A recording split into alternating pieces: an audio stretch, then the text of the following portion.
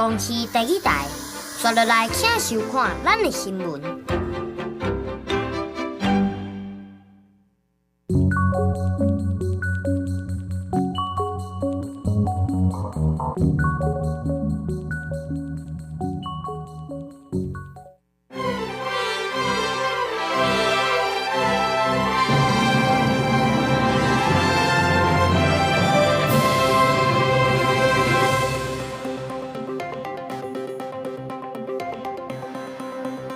各位观众朋友，大家好，欢迎收看5月30日 AM 新闻，我是嘉豪。今发生什么大事代，头先就来报你知。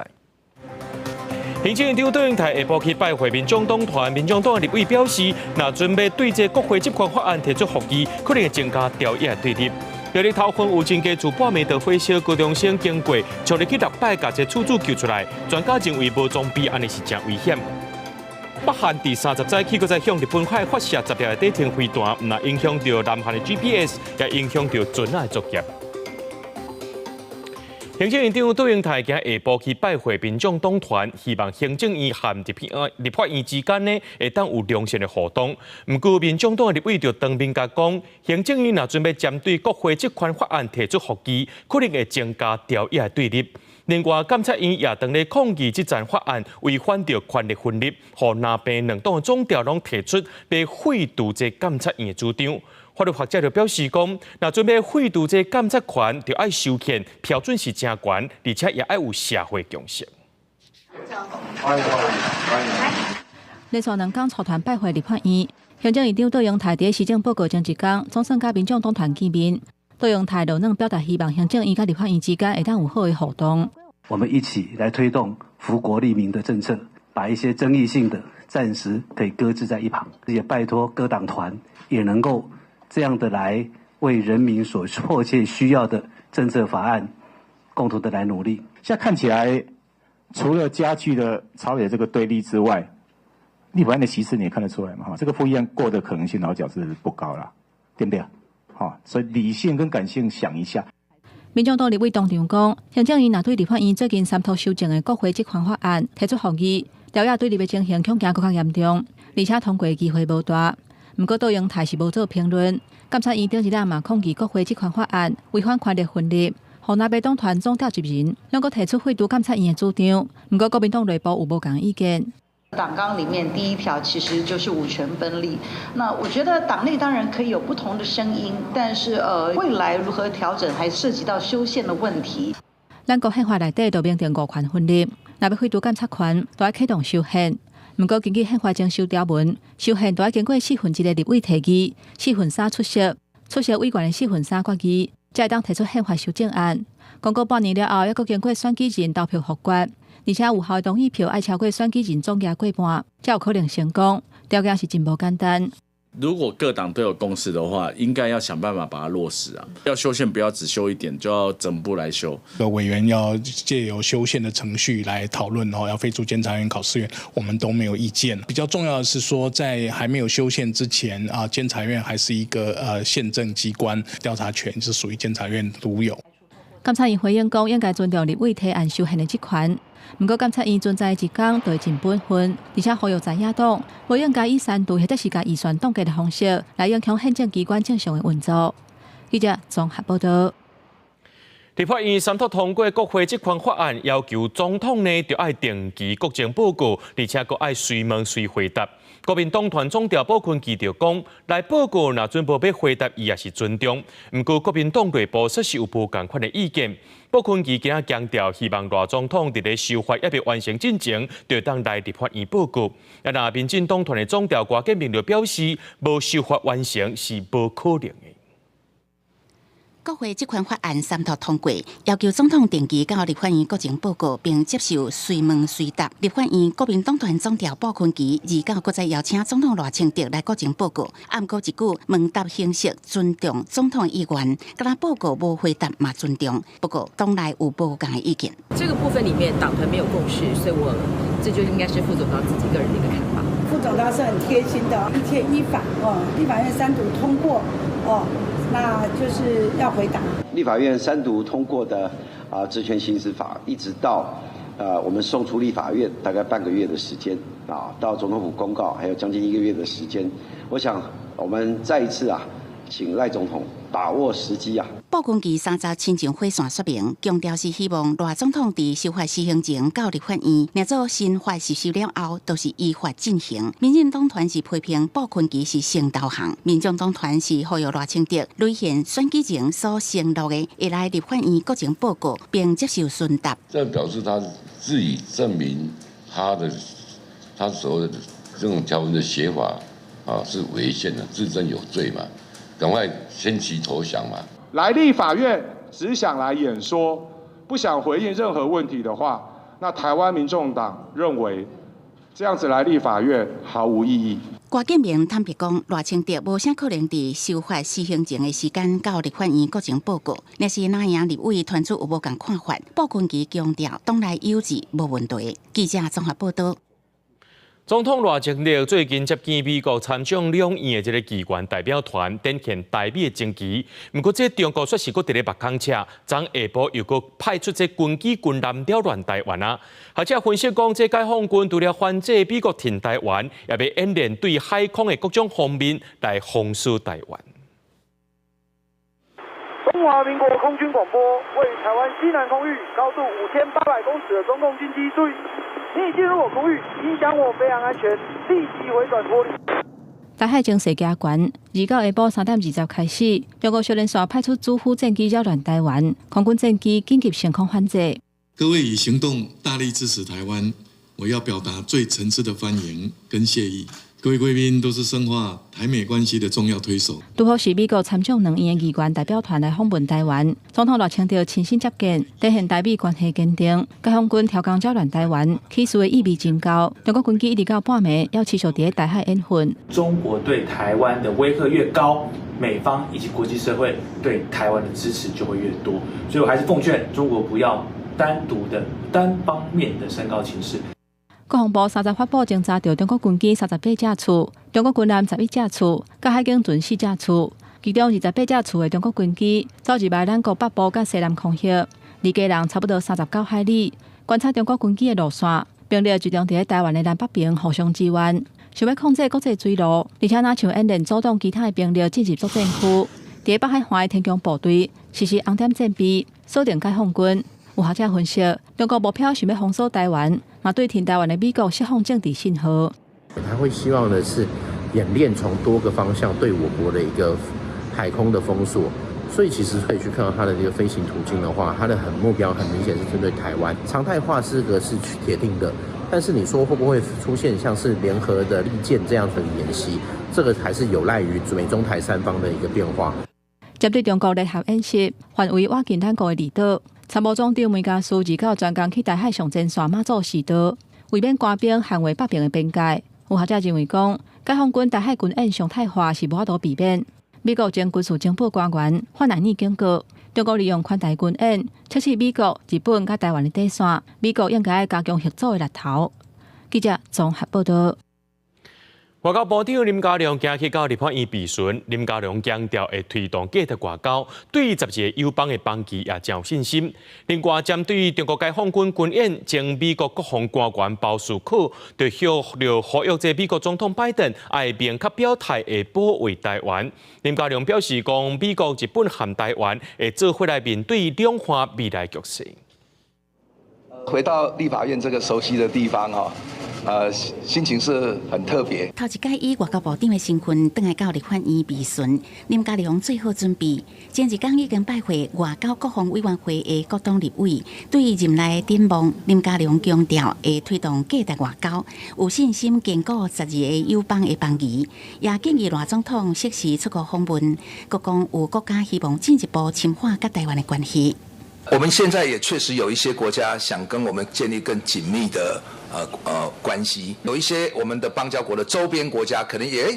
觉得说，跟我们交往也有很正面的地方。不过中共的威胁对调调，亲像持续打压咱国加入 WHA， 也是举行围台军演。前美国国防官员鲍斯克伊就写予媒体讲，呼吁总统拜登应该改变战略无明讲的政策，明确表态保卫台湾。对这件代志，林佳龙是讲，中国想要塑造台海新常态，外交部要结合理念瓦近的国家，共同做好因应，维持台海的和平甲稳定。理念相近的国家，大家不只是支持台湾，而且我们可以呢协调来一起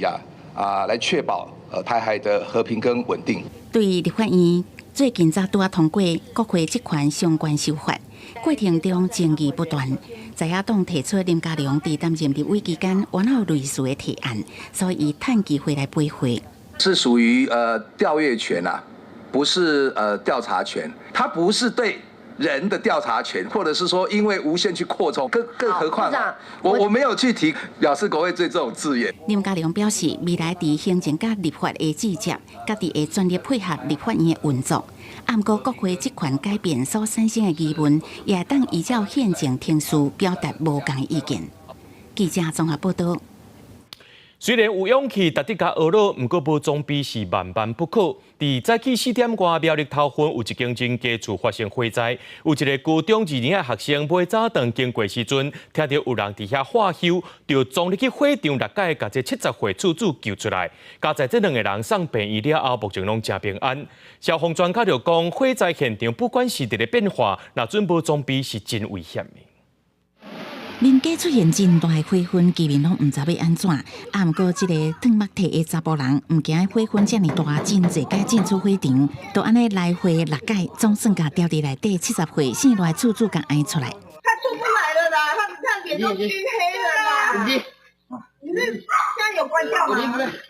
有人是苗栗兴华高中读2年的学生林雅国，消防人员甲2个人送医，因为拢互火焰砸伤，经过高压送扫治疗了后就稳定啊。而到透早4点外，这个林雅国当时要买早顿，经过苗栗头份清明路的时阵，因为看到这间民家发生火灾，伊讲迄个时阵敢若想到赶紧救人，就想说阿公在拍。就是阿公有在叫，然后就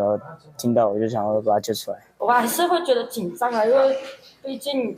小孩子养大了，然后会想到说，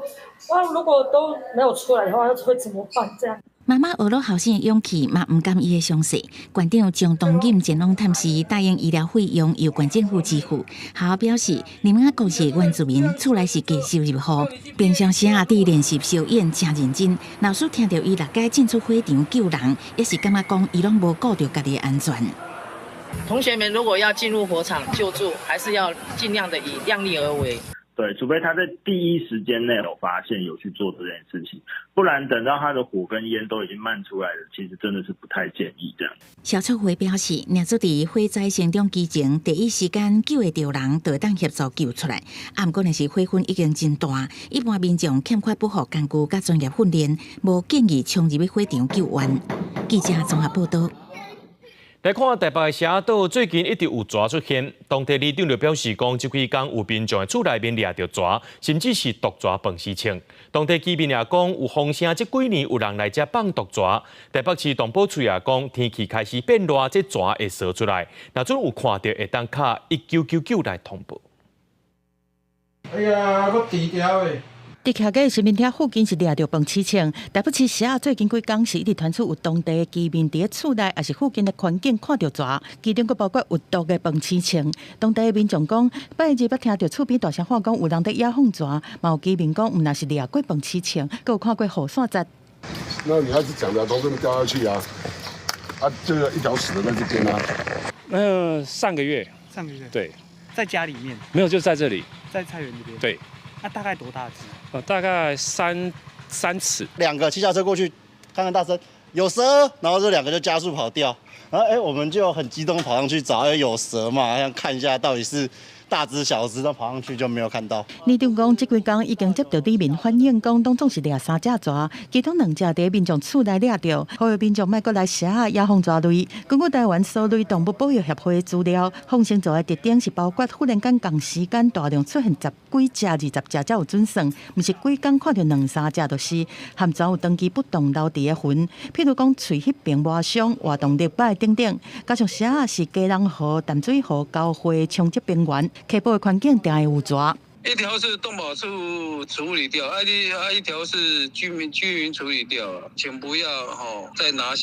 那一些有毒的蛇来这边放的。今年开始到现在总计获报有5起啊，捕获的蛇只物种大概都是臭青母，那个只有一案是这个眼镜蛇的部分。动保处强调讲，最近几年拢有接到通报讲疑似有人伫蛇野蜂蛇，但是目前还未有实际查到的状况，嘛提醒民众最近气温回升会造成蛇类的活动增加，若发现有蛇出现，会当通报市民热线1999，会派人协助处理。记者综合报道。讲到这亚洲金瓜伫台湾的分布范围是愈来愈宽，上起头只有高雄凤山尔，想袂到最近这苗栗也出现，其中伫台南的大江国家公园，这几年总共除掉4000多只，上济一暗就掠300只。大江嘴也讲，按算5、6月啊，会固定排时间请志工去掠，要把这总数量控制伫咧1000只以下。这只土黄色7.5公分大的亚洲金瓜，唔通看伊细只，伊唔内钻入土坑，爬树瓦，搁会闭伫树叶内底，互人杀无踪。这种活来种，即阵当咧世界团，大江国家公园2018年头届出现伊的影只，今年来因已经除掉4000多只，上悬纪录一暗会当掠到300只。大江处指出，亚洲金瓜参大自然色水真强，地数恶发现，每就应改变方法，才甲数量控制得来。那是外来种啊，当然会有点怕。听到迄那像牛咧叫的声有无？这都还蛮恐怖的。栖息环境内底要甲找到伊，足困难，数量大概无到100只。所以阮就感觉安尼袂使，阮就走去一条自行车道去遐等伊，伫落雨了，伊会出来笑我，伊就会叫。会叫的时候，阮就发现讲伊伫对遮，阮就伫迄个地方、迄个所在加强去甲巡逻，甲掠开。这种外来种上起头是伫高雄凤山互人发现，到呾拖到苗栗去啊。主要因为伊的生团速度非常紧，每一胎就通生5000粒的卵。大江处讲，因遮生态多元，惊影响到生物的分布。目前已经把这的数量控制伫1000只以下。有学者认为，若要有效控制，爱较接去巡查。借由这一种增加人力啦，其实是一种方式。美国他们现在就会利用这个柠檬酸，来进行这个蛙类的移除。施用这些药剂的时候，可能就会对这些本土的蛙类造成影响。虽然是一个可行的方向，但是在进行之前，其实都需要再审慎评估一下。大江处规划5、6月份，固定每礼拜二会带志工到庭去掠，因为嘛按照后个月29要办防治教育宣导，要互大家明白外来种清洁对生态影响，唔望达到防范的效果。记者从台南采访报道。有能源厂商要伫咧高雄的码头山设55公顷的太阳能光电，业者今仔日是开说明会，有100外的民众和环保团体来抗议，因讲遮有活动断层，地质是真敏感，无适合开发，现场也发生冲突。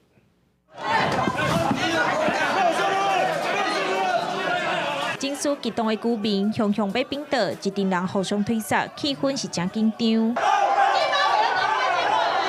因为不满业者无公告说明会，抗议的民众认为无符合行政定序。说明会开到一半，民众人落徛起来抗议，警察也随动力维持秩序，现场是吵吵闹闹。这场说明会主要是能源公司按算伫码头山设55公顷的光电，是引起当地民团甲居民的反对。因强调光电的预定地是伫活动断层顶悬，除了地质敏感，嘛威胁到人民的生命安全，阁会破坏生态环境。这间公司要开发光电，伊的资料内底完全无环境敏感区内底资料完全拢无，伫市府内底记会当审2遍啊。距离有大概2公里多，所以它只能叫做泛码头山区，而不能说是它是码头山。那我们在这个案子的周遭，因为它是私人土地，基本上我们开发是所以按照政府的要求。林湾公司解说，设供电所在是私人土地，距离码头山阁有2公里远，因拢是按照定数来申请，嘛等伊会做好生态保护。经发局表示讲，开发地面型的光电，无一定爱开说明会，这个是厂商家己要开，要求业者爱甲居民沟通好势，若无取得居民的同意，市府是袂合法建造给业者。是他们业者开要跟民众沟通的，不是经发局依照某条法令要求他要开。所谓的地方主管机关的同意函，这个也不会发，因为地方民众不支持嘛。针对这个说明会，业者表示讲有伫14公进前发公告，未来也是继续开说明会，要安怎伫光电甲生态处理平衡，毋望会当得到居民的认同。记者钟义辉、顾兆勇高雄报道。全观众朋友来看过这新闻，讲到北韩伫自备向南韩放真济有挂垃圾米的空飘气球，想袂到30载起呢，搁再向日本海发射10粒底停的飞弹，唔但影响到南韩的 GPS， 也影响到船下的作业。日本首相岸田文雄也谴责这款的行为，外界拢认为讲北韩这款无理性的动作，就是希望转移大家这个月27军事侦察卫星发射失败焦点。今日首相官邸，日本首相岸田文雄对北韩伫30透早6点外为滨江顺安地区连续发射10粒地停飞弹，谴责北韓。北朝鮮による弾道ミサイルの発射、これは関連する国連決議に違反するものです。強く非難をいたします。すでに抗議を行ったところであります。韓聯社報道，這個彈道飛彈的射程包括南韓首爾、大田這個大型城市，連青州水源這個所在主要空軍基地嘛佇攻擊範圍內底。南韓聯合參謀本部照飛彈飛行350多公里了後，落伫東海，佮干擾南韓 GPS， 影響船隻航行來檢判北韓發射的可能是超大型多管火箭炮 KN-25。美國印太司令部嘛譴責北韓，呼籲唔通採取非法甲破壞穩定的行為，要用外交對話。這嘛是北韓第2次發射軍事偵察衛星失敗了後，佫一擺發射飛彈。另外，北韓佫第2擺向南韓空飄真濟架軌啊，內底載真濟笨素排泄物，甚至佫有定時引爆裝置，和各地架軌啊破去對路的所在，攏是臭味，用來反制南韓過去有文宣品的空飄架軌啊。南韓當局嘛呼籲民眾唔通去摸這架軌啊，若是發現架軌啊，就要即時通報。 큰 뭐가 떨어지는 소리가 굉장히 크게 들렸고요. 그리고 나서 뭐가 이제 팔락팔락거리 막 이렇게 날아다니기 시작했고, 그다음에 바로 폴리스 라인을 치시고 와서 이제 수사대가 오셔가지고 수사를 하시게 된 것 같아요. 南韓參謀長聯席會議表示，到2月為止已經偵測到260外個架軌啊，大部分已經落地塗骹。對此，南韓嘛向北韓提出抗議，譴責北韓的行為是真無品。兼過北韓朝鮮勞動黨中央組織指導部第一副部長江時中嘛是領導人金正恩的親小妹，經委證說回應講，北韓只是實施言論自由，未來會放更較多空飄架軌啊去南韓。國際新聞台是唐平玉。 泰國檢方要用冒犯君主罪，甲泰國前總理戴克辛起訴，是因為伊呢佇咧2015年人佇咧南韓接受訪問的時陣，接見泰國的君主制度，那將互判刑上濟愛關15年。泰國前總理戴克辛去年8月才結束流亡的日子回國，今年1月份就去予警方檢舉，涉及冒犯君主罪甲電腦犯罪法。 檢察總長辦公室29作出起訴嘅決定。ท่านอัยการสุดมีคำสั่งฟ้องทุกข้อกล่าวหาและนัดให้มาพบพนักงานอัยการสำนักงานอัยการพิเศษฝ่ายคดียา8เพื่อยื่นฟ้องต่อศาลในวันที่18มิถุนายน泰國嘅冒犯君主罪是真嚴重，罪名若成立，上重會當判15年有期徒刑，加做打壓異議言論嘅工具。 戴克辛2015年伫南韓接受訪問的時陣，伊講紅色諮詢機構處民院的議員支持政變。伫2014年推翻因小妹，也就是迄當陣的總理英拉，所以踏着紅線。戴克辛今年74歲，1998年創立泰愛泰黨，也就是即賣執政黨為泰黨，是得到真濟草根選民的支持，幾啊屆伫大選摕到勝利。2006年軍事政變了後流亡海外，分數頂判幾啊條貪污的罪名。一直到去年大选了后，为泰党选择甲军方势力合作执政，再搁一届倒来到泰国，8年的刑期得到方式特赦，减刑做1年。入监才1暝尔，就以健康因素转去病院。2月因为聚会甲健康因素得到假释，引起抗议的声音。有专家分析，这个起诉是为了要改警告。It is designed to keep Thaksin under control. This is kind of keeping him on a leash. If he doesn't behave, then this charge can be activated, and it could land him in jail. 戴克森的律师表示，已经准备好无罪辩护。而且提交戴克森感染新冠病毒的医疗证明，检方考虑了后决定，然后到6月18进行起诉的程序。国际新闻是会中编译。而到伫世界卫生大会顶头，超过30个国家拢谴责以色列去攻击加沙的病院。不过，以色列代表说讲，哈马斯拢藏伫咧加沙的病院内面。另外，以色列军方也伫29表示，已经控制加沙南部和埃及收接的废城走廊，会当切断哈马斯所有补给。无顾各国的反对，以色列有安机关枪的战车甲装甲车驶入去加沙的城市拉法，继续军事行动。29个世界卫生大会有超过30个国家谴责以色列对加沙病院甲医疗设施的攻击，阻断患者转院。部分的国家批评以色列造成饥荒的危机，而且愈来愈严重。世卫组织表示，以色列若对拉法发动全面入侵，拉法的上尾一间病院可能就会停止运作，预计有大量的人死亡。Gazze'nin sağlık sistemi harap olmuş durumdadır. İsrail, Gazze'de hastaneleri, tedavi imkanlarını tamamen yok edecek şekilde hedef aldı. Bu temel insan hakkı olan sağlık hakkıyla da savaş demektir. 世卫组织表示，以色列第2日对难民营的空袭，造成75个巴勒斯坦人受伤，其中有25个人伤势严重。世卫官员指出，目前还有60台运送医疗用品甲物资的卡车，启用卡伫加沙的边境，要求以色列赶紧放行。以下冲突已经要8个月，加沙地区的病院不断成做以军消灭哈马斯的目标。不过，以色列的代表伫38会讲，病院成做哈马斯藏的所在甲军火库，是哈马斯先无顾患者的安全。Health facilities in Gaza are used as hideouts and launch sites for terrorism, as shields for underground terror tunnels, as weapons arsenals. Hamas is deliberately putting the safety of patients at risk. Everyone in this room is well aware of it.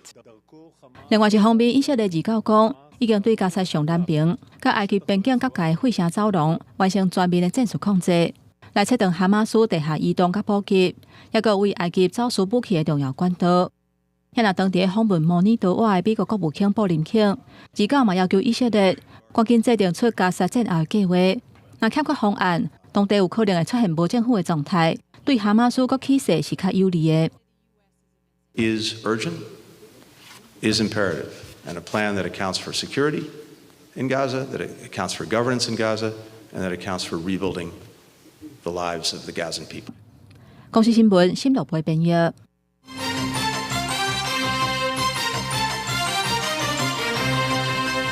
主计总处公布上届新的经济预测，自2024年经济成长率调悬到3.94%。不过，这物件起价部分，预估今年的消费者物价指数年增率是2.07%，增加0.11个百分点。除了这电钱起价，税出的钱食外口，也个医疗费也拢变悬。国内物价已经是连续3年拢悬过通货膨胀的经界线路。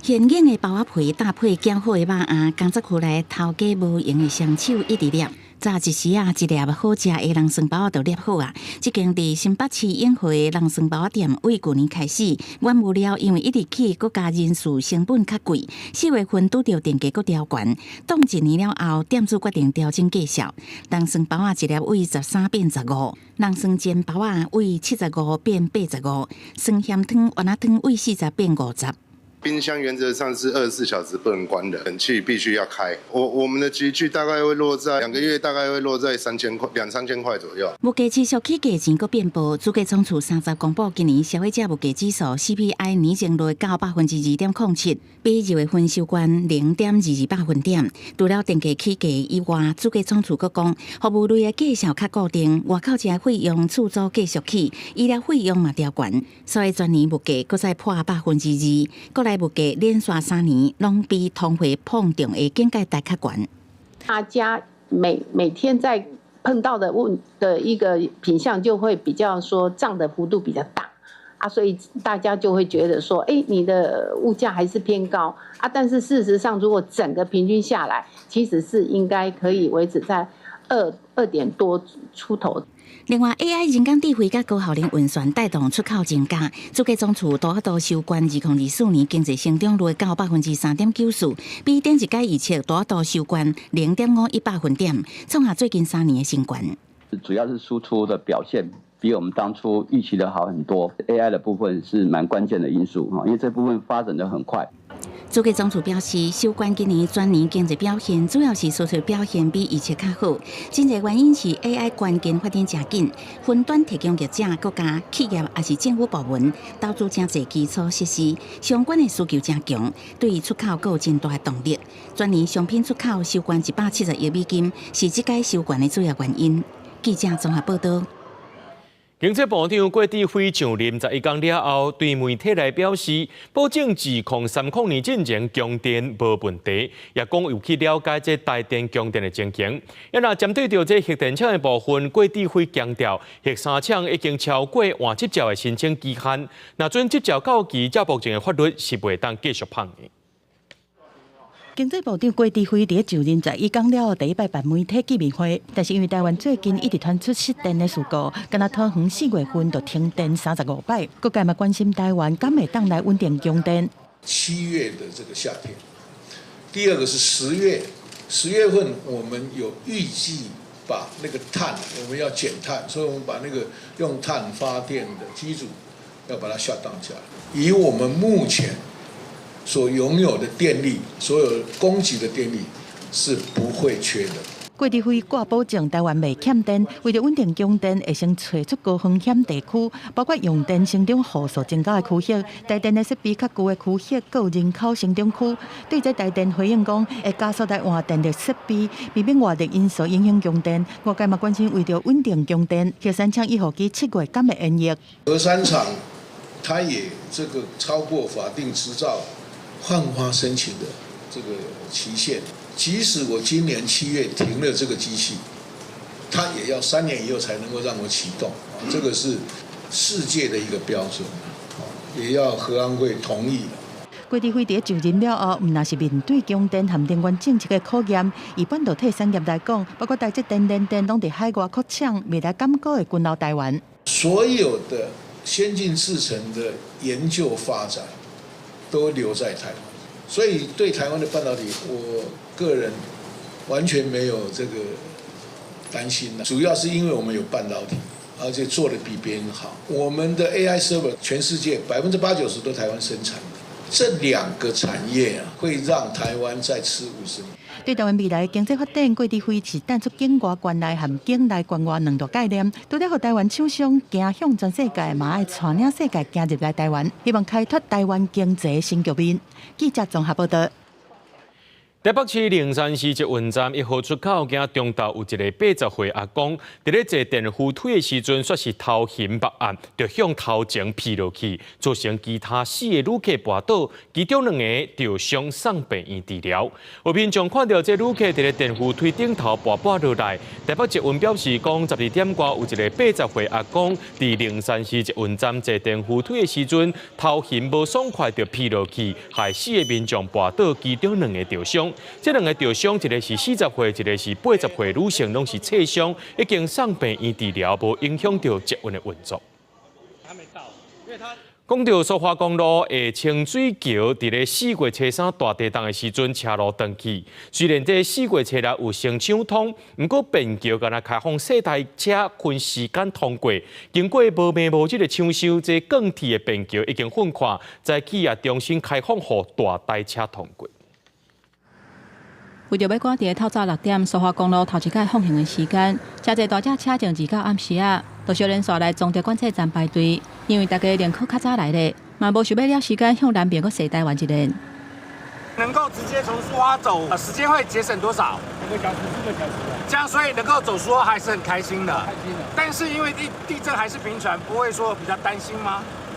没办法啊，我到南部真的好远。苏花公路下清水桥，因为4月初3地震受损断歹去，南澳港务段虽然伫4月初6有先抢通一条便道，不过因为路较下，每一天敢若会当开放3个时段，予细台车通行。伫赶工课修理的情形之下，即马更便桥粉垮，引导的工程嘛已经完工，所以提早伫30开放大型车双向通行。开放大型车12.2公尺以下，限速15公里，可以来做一个通行。每日管制3个时段，早上10点到10点20分，中午12点到1点，下午3点到3点20分，这3个时段来开放通行。傍晚5点到隔天早上8点以及假日，都是不管制的。公路局强调讲，伫台九顶线64.9公里至69.1公里的所在，还有65.5公里后进火车头的路段，因为持续有石头落落来，甲水泵线的情形都要先封起来，车民众该行进水泵坑。也若下清水桥规个工程，按算伫今年年底会完成。记者综合报道。去年6月艺人严阿伦互网称摇录指控涉嫌加翕伊未成年的时阵，2个人性事被影片。案件经过法院审理，今仔日一审宣判认定严阿伦违反各自法、有至少性剥削防制条例、翕少年性交行为电子信号等罪，判刑7个月，会当用罚金代替，假罪3年。这判决的理由是严阿伦为着家己欲帮翕事被影片，而且佫传予伊的朋友看，毋若侵害摇录隐私权，搁再对伊的身心健康、人格发展产生不良的影响。不过，考虑到严阿伦承认犯罪和被害人达成和解，才予伊假罪3年。讲到这下性别者若准备换身份证，顶头性别照片有的规定，就爱予精神科医生鉴定，也爱做换性别的手术。不过有一名下性别者要求唔免做手术，就换证件，互行政机关拒绝了后，伊提起行政诉讼，在今仔日是判民众胜诉。就是可以很正大的、光明的，就是感觉都可以告知全世界，就是我就是男生这样子，不用再去因为身份证上面的性别，然后感觉需要去遮掩什么东西。接到好消息的花头戏面，年末是跨性别人士因为身体因素无做性别定做手术，申请身份证性别为女性改做男性，去互行政机构拒绝，提起行政诉讼了后，台北高等行政法院30判决胜诉，是全台湾头一件跨性别男性免手术换证胜诉的案件。法院直接命户政单位必须要为这个当事人变更性别，是一个非常好的一个结果。希望能够引领着后面更多的胜诉判决，但是对我们来说最重要的这个函释能够尽快的把它变更。这届协判胜诉关键理由，合议庭认为要求跨性别者在性别变更前爱做手术，违反比例原则，严重侵害身体权、健康权、人格权加人性的尊严，在无妨害社会秩序的前提，人民有自主决定性别的权利，国家嘛应该尊重。判例明嘛叫中央卖国家强制手术做跨性别者性别变更的要件，嘛呼吁行政机关卖国上诉。等看到判决书的内容之后，再决定我们下一步要怎么进行。原则上，如果内政部还没有通函规定下来，我们还是要照97年，就是刚刚我说的2位精神科鉴定，还有手术摘除性器官的这个诊断证明书。看内政部函释跨性别者变更性别，爱有2个精神科医师开诊断证明。最后一步都是手术，甲男性生育器官还是女性生育器官甲黏棒摕掉。只不过几年前已经有一件胜诉案件，跨性别者免手术，身份证为男性变做女性。这届搁再有人提告得到胜诉，户政机关回应尊重结果，会收到判决书了后研究是毋是上诉。不过伫制度还未改变进前，受理这种案件也是要依照原来规定处理。记者综合报道。讲到脑中风无一定发生在寒天哦，这天气伤热，一直变寒，若准无补充水分，身躯欠水也较高引起脑中风。医生也提醒讲，这脑中风是会当预防的，除了补充水分以外，也得控制高血压、高血油，也个高血糖。毋若是秋冬，连热人嘛要注意脑中风。医师表示，天气伤热的时阵较够出汗，若无补充水分，就可能出现脱水的情形。脑中风的风险嘛大大增加。根据卫福部的统计，脑血管疾病是台湾民众10大死亡原因第5名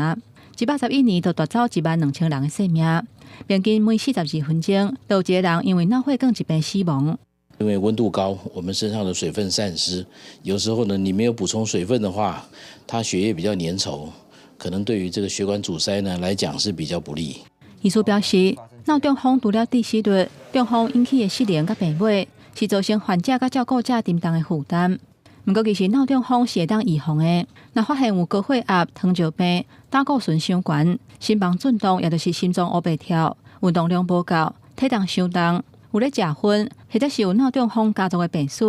这8大危险因素内底，有任何3项都属于高危险族群。如果你有这8个里面的3个的话，就表示其实真的是要注意了。那这个部分的结果是由脑中风医学会来综合国际上跟台湾的资料所提出的一个方法。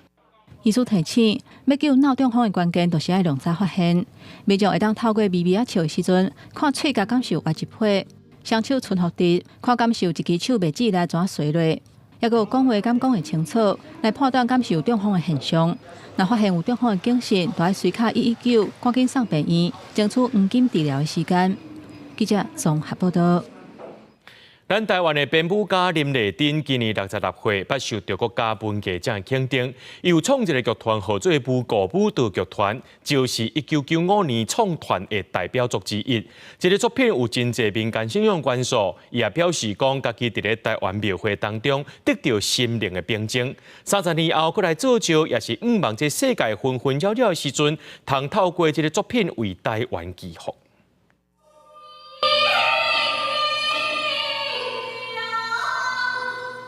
手举香旗，桥板一步一步慢慢啊踏向前，就那像马祖绕境的队伍。这个剧场作品的合作就是由台湾编舞家林丽珍所创办的舞歌舞蹈剧场所演出。这也是舞团1995年创团时期的代表作，在国际上捌办过43场。在30年后，回来到当年首演的地点，国家戏剧院造就，嘛是因为对台湾有真深的感情。30年后，我再回头看教的时候，完全在谈台湾的山海跟情感，那个很深的情感，跟土地的情感跟的连接，那个无法用爱来形容，那一种是不可分割的。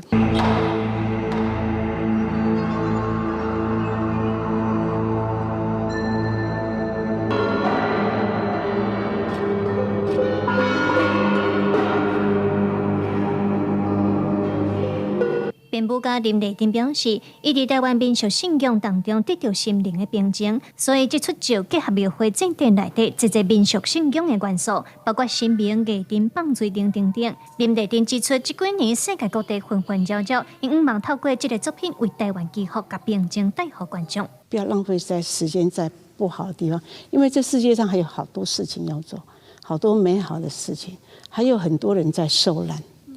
我们更应该关心这一部分。我们能力可做就做，我们能力没办法做到，我们就去祈福。舞歌舞蹈剧场这出剧拍算自5月31拜5演出到礼拜，因毋望透过舞蹈、南管吟唱和台湾民俗，伫咧半场上的演出形式当中，希望观众脚步会当放好慢，甲世事暂时拢放好掉。记者卢尚如、郑俊尧台北报道。这几年，台湾有真侪少年动画导演的作品伫国际舞台受到关注，亲像少年导演史凯伦的作品《Eureka》就入围台湾、美国、日本、荷兰等国家的影展。伊用烟枪比论做平行的宇宙，探讨这生命甲死亡，也要甲这个作品献给伊的妈妈。咱做伙来看。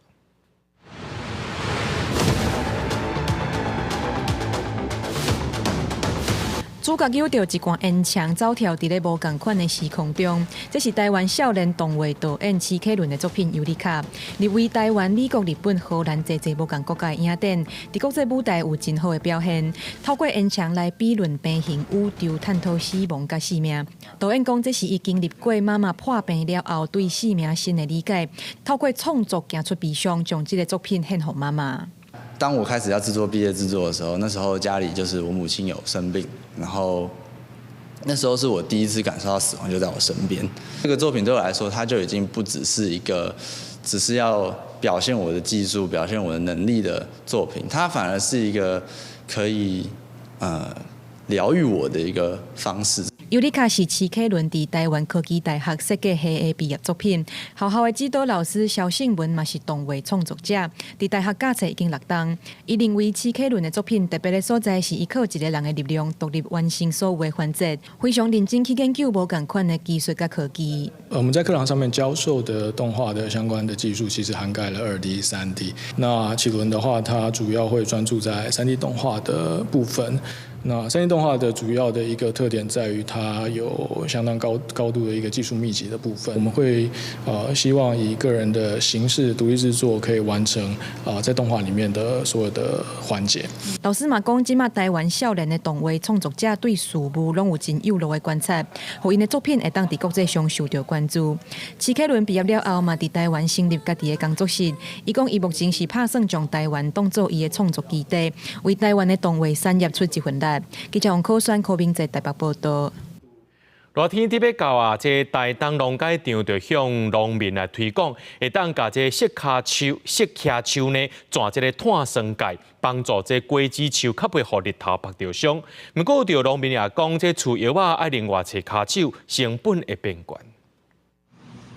台东县的雪茄果树伫结果期前后，农民会修剪树花。不过热天高温出大日，树花会曝伤闭起，出现日烧现象，果树较会破病。台东区农改场去年就推广替果树防止曝伤，用碳酸钙粉、树脂甲水，以8:1:20的比例调做白水，各用喷药车喷伫树花顶悬，会当有效降低树花表面的温度5度至12度，保护果树，买当节省农民的开销。含白胶啦，大概会是800到1000出头这个价格，就是1分地，所以其实是很方便，而且又不会造成农民太大的负担。即马台东县有部分农民使用，毋过有农民认为，这种的做法虽然有效，毋过修剪树花的工作已经做袂煞，佫爱喷碳酸钙，人力的成本会增加。去年喷也有喷，它喷没有那么多，今年就整个给它喷。即使有人专门代喷，那它的收费就是1棵树70块，而且1分地就很可观。台东区农改场讲，其实喷一届碳酸钙粉会当维持4个月，树叶若发出来就毋免喷啊。各种会落叶的果树拢会当使用，果树的树叶若健康，会当减少农药的使用，佫会当维持产量，对水果的品质完全无影响，所以会佫推广予农民采用。记者综合报道。最近黄霜雨季，各地头天气无稳定，落雨了后，若准有积水无平，就有可能会生炭白板，增加天高接的传染风险。根据着彰化县卫生局上届新的调查显示，最近县内这炭白板的密度指数有增加，有一寡村里呢也出现4级的红灯警告。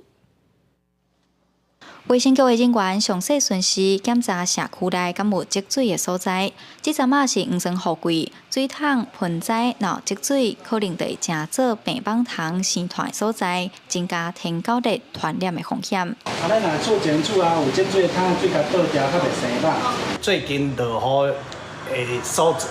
积水的所在拢有啦，迄个桶啊啦，各方面迄拢有处理啊。根据疾管署上新的资料，目前全台湾累计有164例天狗的本土病例，有93例境外移入的个案。最近3礼拜虽然无本土个案，但是台南、高雄、屏东的炭病榜密度指数偏悬，超过3级就是红灯警示。中华嘛有乡镇已经达到4级。落雨了，过一两礼拜，迄病苗指数就会增加。啊，咱的一寡户外甲户外一寡积水容器有积水。啊，积水你把它倒掉了吼，咱这个登革热的滋生源就会来出现。最近咱即马就是有几啊传例吼，伊的病原指数加4级。中华卫生局表示，炭病榜密度超过3级就是红灯警戒，而且社区启动环境清理。5月开始是国内天狗日的流行期，加上最近黄霜雨季增加病榜虫生团几率，卫生局提醒民众，落过后爱特别注意环境卫生，有积水的所在就爱摒扫清气，避免天狗日伫社区团开。记者杨淑晴中华报道。早餐店内面的这个红仔册是真侪人做学生时代记忆。高雄北市上界新的展览，林道东湾开一间网架店，展览着无记较早早餐店的气氛，带民众回到青春年少的学生时代。来到破街店区，有一个无共风格网架，内容为东粉议题、早近女性悲哀故事到民间传说拢有。领导党员开一间网架店的展览，重现过去早餐店的氛围。现场也有5位台湾现代创作者创作底片的网架，民众通借来看。题材有奇幻、冒险等等的故事，亲像这本半碟琉璃网是画出作者囡仔时代代志，希望大家爱珍惜。很多老房子都被拆掉了，就是我们对于旧有的东西其实没有那么的珍惜，所以我其实是很担心，可能再过个5年、10年，这个房子就不见。慢慢才为开始看故事，才开始讲啊，这原来台湾的故事，根本无啥讲。咱台湾即摆议题足侪啊，迄阵228的嘛有嘛。啊，利用日治时期的嘛有嘛，啊，咱一寡在地生活的会愈来愈侪。1990年到2000年是台湾早餐店发展上好的时期，迄个时阵早餐店就有一区拢是限制级的网架。这个展览2楼也特别有一区展出台湾经典的绝版作品，阁有也未出版限制级网架手绘稿，让大家会当重新回忆。打造了一间怪奇之阁的珍藏馆，里面呢有分享了很多他的绝版的作品，还有很珍贵的1960年代陈世雄老师鬼头未出版的手稿展览呢，看见台湾的漫画现在很蓬勃发展的生命力量。创作者表示讲，即卖实体早餐店是渐渐稀微，等到是网络图文较受欢迎。目前台湾的网架嘛会外销到欧美国家，也毋望有新的出路。这个展览是1期到11月底，毋望让大家通了解台湾网架文化。记者钟义辉、顾朝阳高雄报道。新竹市培英国中为着要让拄考煞这学生心情放轻松，举办真趣味的投照比赛。学生就爱摕用过、写过考试卷来做材料，运用力学也有一寡物理知识来做投照器。大家来比赛，看谁牵较准、牵较远。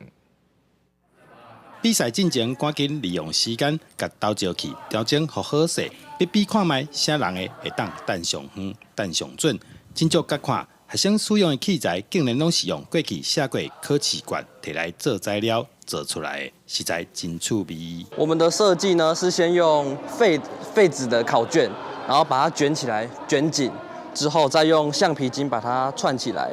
而我们这个设计呢，就是要把它底部做得比较稳一点，所以把它卷得比较厚。历史课的时候，老师有介绍一下古代的投石机的设计方式，在这个过程中，我们还学会了团队合作，如何大家一起组装一个东西，进行引导，然后让学生进行发想跟讨论，由他们针对他们各自的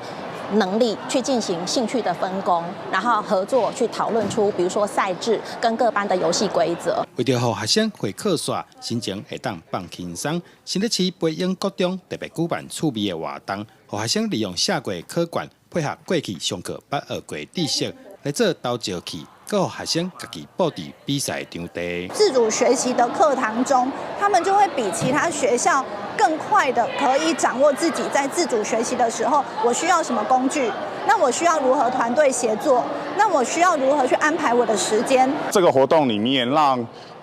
擅长体能的学生，他可以好好的挥洒自己的汗水；那擅长画画的学生，他可以去布置整个教室的情境；那善于思考的同学来规划比赛的赛制；那善于手作的同学，他可以创作自己独特的投石器。学校讲透过活动，除了学生培养团结合作的精神，也希望学生在毕业进前哪算哪学，会当留下来珍贵的回忆。记者杜君和新竹报道。阿拉伯联合大公国要推出一种自动化的自助加油站，会当配合着这手机的 App， 驶入去这加油站的时阵，唔免落车，就会当自助加油啊。阿布达比这个加油站，甲一寡自助式加油站同款，无服务员徛伫机器边仔引导车主加油甲收费，是由一个机械手骨拍开车的油箱管，用加油秤加油。由阿布达比国家石油公司推出的这项实验计划，除了伫加油站配备摄影机甲探测器，车主也需要事先下载专属应用程式，透过程式指令来代替传统加油站里车主甲服务员的对话。Basically, the customer has to register an ADNOC distribution to use our robotic arm. He has to drive his car all the way to here. And based on preset data in our application, the arm will recognize the car and will fill based on his request. 因为中东地区日晒真热，业者讲使用自动化自助加油，除了降低人工成本，员工嘛当减少伫户外拍摄的时间，对健康有帮助。业者计划2024年底前，把这种自动化自助加油推广到阿联全国。中东开始有 AI 机械手骨自动加油，若英国剑桥大学是研发，毋是身体障碍人士也当使用的第6支镜头啊，当然也是用电子机械控制关节来操作。We are also really excited about potential opportunities of using the FAM to enhance productivity in work settings, specifically for people that are relying on their hands' manual dexterity in order to accomplish their work. And this can be anywhere between manual laborers that are trying to solder a complicated gear kit, or even surgeons that have to negotiate between many instruments at the same time. 研究团队指出，一般人为捌代志开始，就惯使2支手甲10支镜头伫生活，毋过这原来限制对生活工作所会当做的想法。因希望第11支镜头会当重新建立人甲科技的关系。公司新闻7家人编译。最近天气一变化，明仔气象咱做伙来详细看。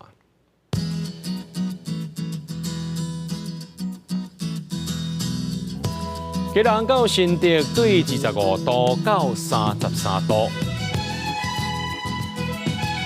苗栗到云林对25度到35度，嘉义到屏东对26度到33度。宜兰花莲台东对25度到33度，平湖金门马祖对22度到29度。伫新闻最后，感谢各位观众朋友收看今日 AM 新闻，我是嘉豪，明仔暗时7点咱再相会。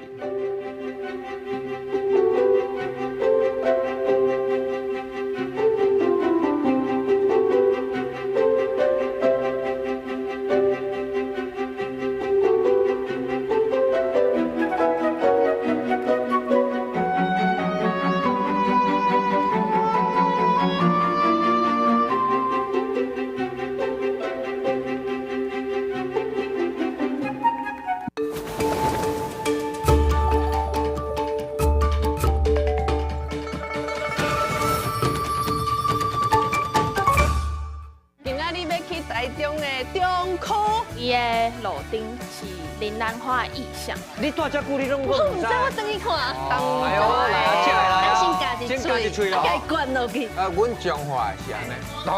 这